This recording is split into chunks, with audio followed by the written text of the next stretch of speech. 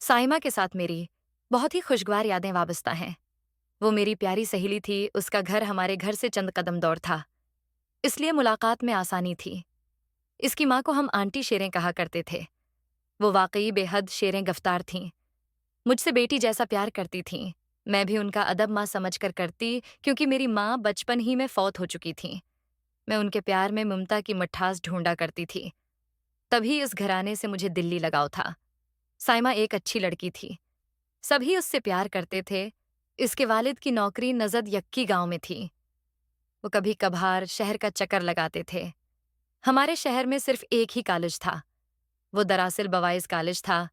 बाद में लड़कियों को भी दाखिले की इजाज़त मिल गई, क्योंकि हमारा शहर छोटा सा था और यहाँ अभी तक लड़कियों के लिए अलीहदा कॉलेज तामीर नहीं हुआ था। साइमा फर्स्ट ईयर में थी और पढ़ाई में बहुत होशियार थी। इसको बड़ी मुश्किल से लड़कों के कॉलेज में दाखिला लेने की इजाज़त मिली थी, वरना गांव के कहाँ अपनी बच्चियों को आली तालीम दिलवाने के हक में होते हैं। सभी उस पर रश्क करते। इसकी हम जोलियां उसे खुश नसीब कहते हैं, क्योंकि वो खुद मैट्रिक के बाद कॉलेज जाने की हसरत लेकर घर बैठ गई थीं, जिनमें उसकी अपनी बड़ी बहन थमरीन भी थी, जो सिर्फ मैट्रिक कर सकी थी। आगे पढ़ने की इजाज़त न मिली। उसकी मंगनी हो चुकी थी और जल्द शादी होने वाली थी। तमरीन बहुत खूबसूरत थी। तभी आना फाना रिश्ता और अब चंद दिनों बाद शादी थी। तैयारियां जोर शोर से जारी थीं। साइमा भी बहन की शादी के सिलसिले काफी मसरूफ थी। 2 दिन रह गए तो वो हमारे घर शादी कार्ड देने आई। आंटी शेरें साथ आई थीं। कहने लगे कि हम तुम्हें लेने आए हैं। मेरी सौतीली अम्मी थी। इनसे पूछा गया, हम बशरी को ले जाएं क्योंकि ये शादी के कामों में हाथ बटाएगी। अम्मी ने इनकार नहीं किया। यूं मैं 2 दिन की छुट्टी लेकर उनके घर चली गई। कभी भी मामूली सी बात किसी बड़े सान्हे का सबब बन जाती है और जिंदगी की काया पलट जाती है। इस दिन काफी मेहमान आए हुए थे, क्योंकि शाम को बारात आने वाली थी। हम सब काम में मसरूफे। सिर खजाने की फुर्सत न थी। अगले रोज वक्त मुकर्रा पर बारात आ गई और हम लड़कियां बारातियों को देखने छत पर पहुंच गईं। मैं भी शौक दीदार में गई। बारात में आए एक लड़के पर नजर ठहर गई। ये खूबरू नौजवान था और उसका नाम बद्र मुनीर था। साइमा का कजन था। वो आगे आगे था। मेरी निगाहें बार बार उसकी तरफ उठती थीं। उसने भी इस बात को महसूस कर लिया और अब वक्फे वक्फे से उसकी नजरें भी मुझे तलाश करने लगें। ऐसा अक्सर शादियों में होता है कि आपके दिल के कोरे कागज पर किसी की तस्वीर अचानक बन जाती है। घर आई तो दिल अजीब एहसासात से भरा था। बार बार रह रहकर मुनीर की सूरत निगाहों में फिरती थी। इसका ख्याल आता रहता था। सोचती थी, ऐ काश एक बार और कहीं उसको देख पाऊं तो सजदा शक्र बजा लाऊं। खुदा ने दुआ सुन ली। कॉलेज आई तो वो नजर आ गया। वो उसी कॉलेज में पढ़ता था, लेकिन कभी मैंने उस पर ध्यान नहीं दिया था। अचानक देखा तो दिल खुशी से धड़कना ही भूल गया। वो मुझे देख चुका था और अब मेरी तरफ ही आ रहा था। आप यहाँ, उसने सवाल किया। मैं फर्स्ट ईयर में हूँ और आप? मैं यहाँ इंटर में पढ़ता हूँ। यहाँ कभी देखा तो नहीं, बस इत्तेफाक है। देखा होगा भी तो ध्यान नहीं दिया होगा। चलिए, अब तो नहीं भूलेंगी? बेअख्तियार उसके मुंह से निकला तो मेरे लब्बों से भी बेअख्तियार ही ये कलमात निकल गए। कभी नहीं। इस दिन के बाद हम दोनों रोज मिलने लगे। जब फ्री पीरियड होता, मैं और मुनीर कैंटीन में इकट्ठे कुछ खाते पीते और बातें करते। वक्त गुजरने के साथ साथ हमारी दोस्ती पक्की होती गई। वक्त कैसे तेजी से गुजरता चला जाता है, पता ही नहीं चलता। मैं थर्ड ईयर और वो फोर्थ ईयर में पहुंच गया। हमारी जुदाई में 1 साल से भी कम अरसा रह गया था, क्योंकि मुनीर के कॉलेज छोड़ते ही ये दिन शुरू हो जाने थे। जुदाई के मौसम आने से पहले हमको कुछ ऐसा कदम उठाना था कि हम एक हो जाएं, लेकिन उसके लिए घर वालों की रजामंदी जरूरी थी। मेरी तो माँ भी सौतीली थी। घर वालों को पसंद से आगाह करना गवया अपने पैरों पर कल्हाड़ी मार लेने के मुतरादिफ था।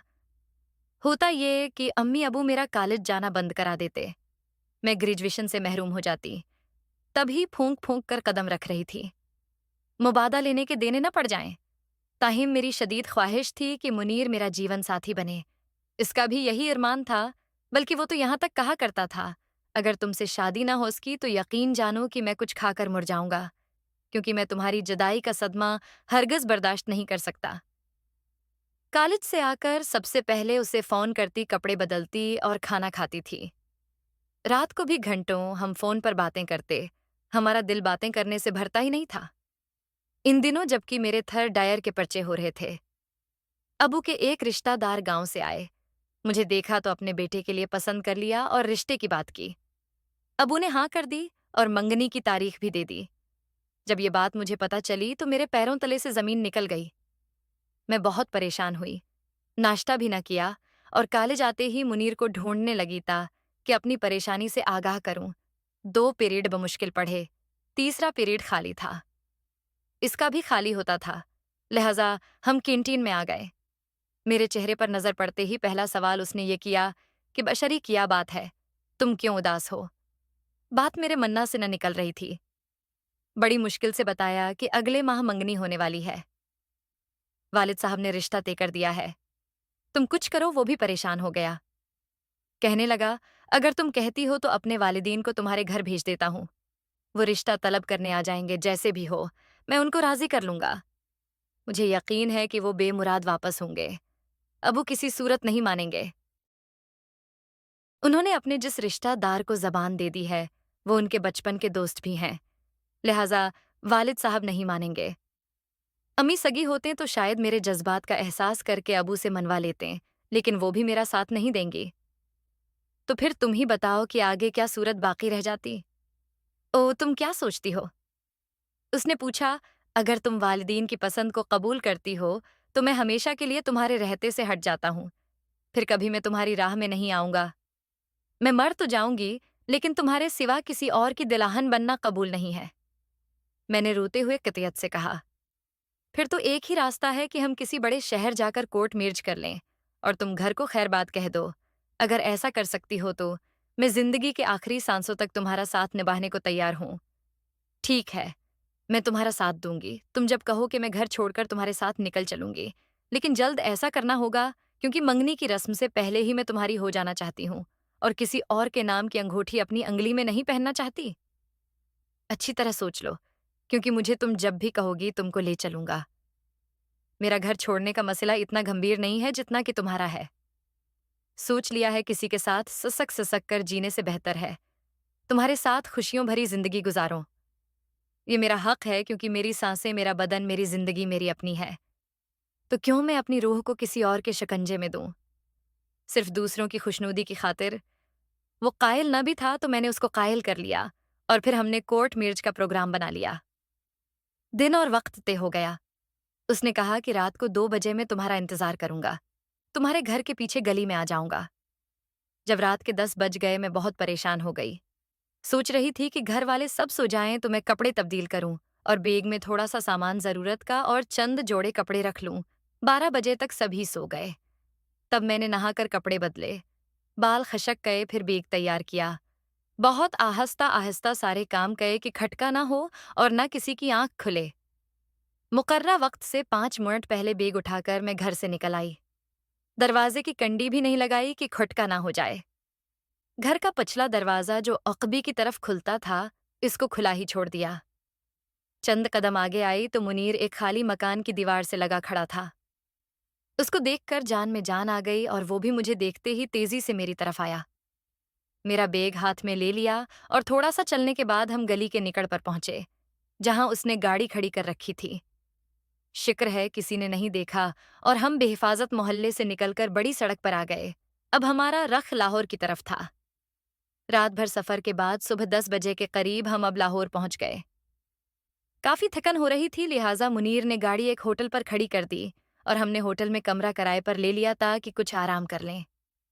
منیر نے اپنا شناختی کارڈ جمع کرا دیا تھا، ہمیں ہوٹل میں کرائے کا کمرہ مل گیا۔ ہم تھکے ہوئے اور کچھ خوفزدہ بھی تھے، یہاں پرسکون ماحول ملا۔ بستر پر لیٹتے ہی نیند آ گئی۔ 2 بجے تک بے خبر سوتے ہیں۔ دوپہر کو نہا دھو کر کھانا منگوایا۔ کھانا کھا کر منیر لیٹ گئے تو میں نے سوال کیا کہ گھر سے تو آ گئے ہیں، اب بتاؤ آگے کیا کرنا ہے؟ کہا تھوڑی دیر سوچنے دو کہ کیا کرنا ہے، پہلے نکاح کا انتظام کیا جائے تاکہ ہمارا ساتھ جائز رہے۔ وہی تو سوچ رہا ہوں، یہاں لاہور ہائی کورٹ میں میرا ایک دوست وکالت کرتا ہے، اس کے پاس جاتا ہوں، اس سے بات کر کے پھر تم کو آ کر کورٹ لے جاؤں گا اور نکاح ہوگا۔ گواہوں کا انتظام بھی شاید وہی کر دے گا، لیکن اس سے پہلے ہمیں رہائش کا سوچنا ہے، نکاح کے بعد کہاں جائیں گے۔ عمر بھر تو اس ہوٹل میں نہیں رہ سکتے، زیادہ سے زیادہ 1 ہفتہ رہ سکیں ہیں۔ کوئی مکان کرایہ پر تلاش کرنا ہوگا، ابھی 4th ایئر کے پرچے دینے ہیں۔ یہ سارے مسئلے حل ہو جائیں گے، لیکن والدین کو جب پتہ چلے گا کہ ہم نکل آئے ہیں، وہ ہم کو تلاش کریں گے، اس کا کیا ہوگا؟ اس سوال پر منیر نے متفکر ہو کر کہا، ہاں یہ زیادہ سنگین مسئلہ ہے، مجھ پر پولیس کیس بھی بن سکتا ہے اور وہ اغوا کا پرچہ درج کر سکتے ہیں۔ میں نے اپنے گھر والوں کو بھی نہیں بتایا ہے، یقیناً ان کو پولیس گرفتار کرے گی، مشکلات کا سامنا انہیں کرنا پڑے گا۔ یہ باتیں ہم ڈسکس کر رہے تھے اور پریشان ہو رہے تھے کہ گھر سے قدم نکالتے وقت تو ایسا کچھ سوچا نہیں تھا اور اب یہ باتیں سوچ رہے تھے۔ اس وقت آنکھوں پر اشک کی پٹی بندھی ہوئی تھی، معاشرتی حقائق اور مشکلات ذہن میں ہی نہیں آئے تھے اور یہ حقیقی عفریت منا پھاڑے سامنے کھڑے تھے۔ منیر نے کہا، میں آصف وکیل کے پاس جاتا ہوں اور کورٹ میرج کی بات کرتا ہوں، دیکھوں وہ کیا ٹائم دیتا ہے، پھر تم کو لے چلوں گا۔ تم ہوٹل کے کمرے کو اندر سے لاک کر لینا، جب تک کہ میں نہ آؤں دروازہ بجے بھی تو مت کھولنا۔ میں مینیجر کو بتا دوں گا اور 2-4 گھنٹے تک آ جاؤں گا، گھبرانا نہیں۔ یہ کر وہ چلا گیا اور میں اس کا انتظار کرنے لگی۔ کمرے میں ٹی وی رکھا تھا، اس کو آن کیا اور دل بہلانے لگی۔ شام کو منیر لوٹ آیا، بتایا کہ آصف مل گیا ہے، کل کاغذات ٹائپ ہوں گے اور گواہوں کا انتظام ہوگا، پھر تم کو لے جاؤں گا کیونکہ کورٹ میں میرا بیان بھی قلم بند ہوگا۔ اگلے روز وہ صبح ہی چلا گیا اور پھر صبح سے شام ہو گئی، منیر نہ لوٹا۔ میرا جی گھبرا رہا تھا، بار بار گھڑی دیکھتی تھی لیکن وقت جیسے تھم گیا تھا۔ ٹی وی آن کیا تو ایک ہولناک خبر سنی کہ ہائی کورٹ کی بلڈنگ کے قریب ہی خودکش دھماکہ ہو گیا تھا۔ بہت سے پولیس والے اور راہگیر مر گئے اور بہت سے زخمی ہوئے تھے۔ یہ خبر سنتے ہی کلیجہ تھام لیا کیونکہ منیر بھی تو ادھر گیا ہوا تھا۔ شام سے رات ہو گئی، وہ نہیں آیا۔ خدا جانتا ہے کہ وہ رات کیسے گزاری، پل بھر کو آنکھ نہ لگی۔